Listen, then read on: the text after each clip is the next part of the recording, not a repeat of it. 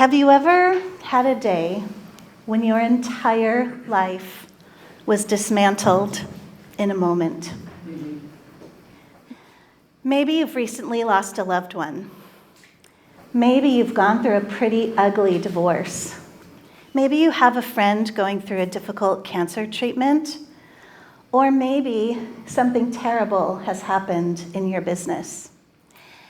And as all of us speakers know, our worlds were literally turned upside down in 2020, thanks to COVID.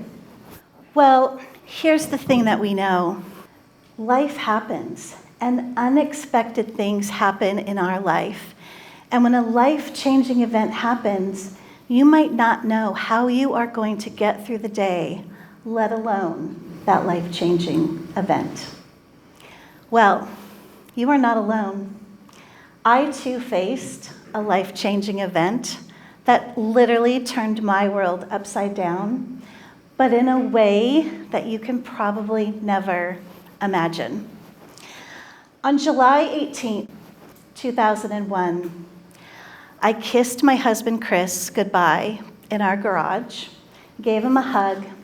He was heading off to Waco, Texas on a business meeting for 3 days. And I was getting ready to go to a morning business meeting. I did not really think too much about the hug and kiss. And here's what I know now.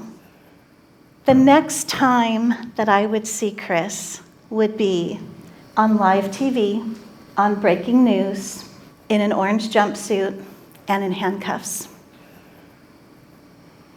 What just happened? Okay, so flashback to the morning of July 18th. I had just come out of my business meeting and I had a voicemail from Chris.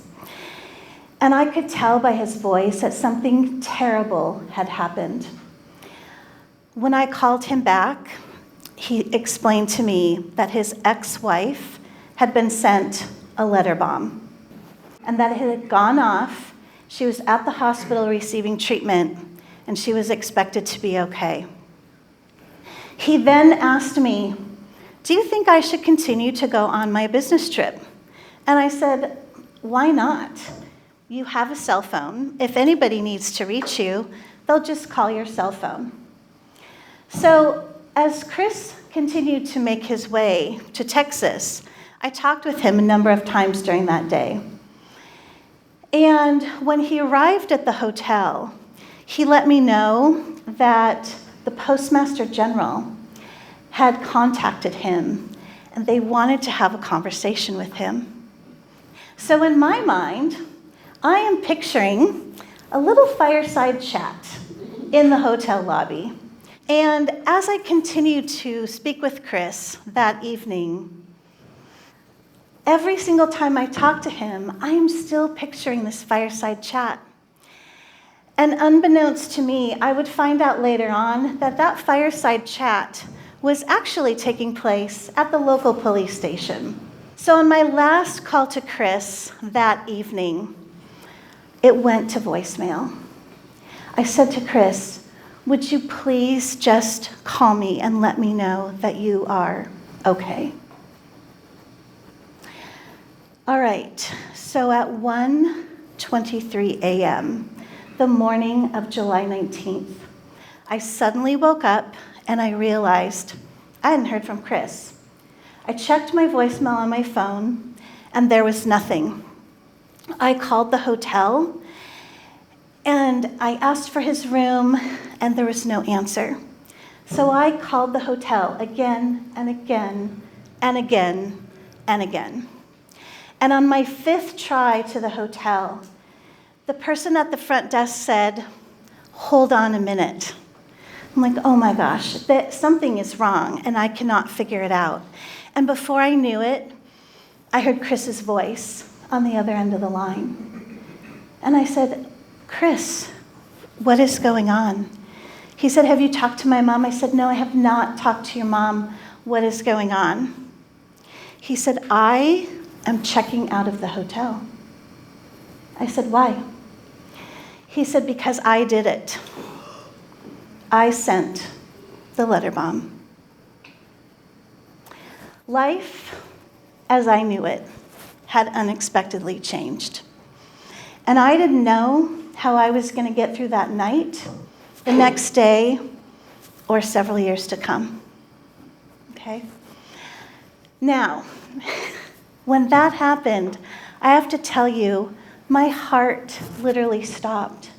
And I hadn't felt like that since I was 16 years old when my dad came into my room one Sunday morning and said that my mom had passed away.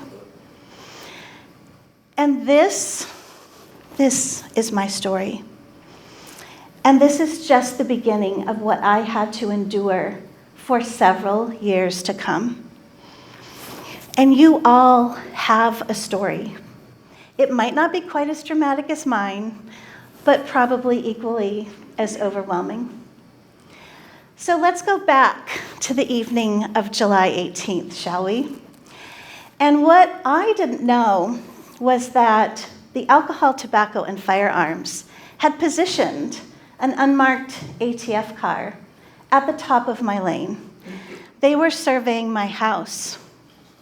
And that the morning of July 19th, they would come and put me in handcuffs after being confronted and stuff me in that ATF car while they interrogated me and screamed at me and told me, "You are going to lose everything."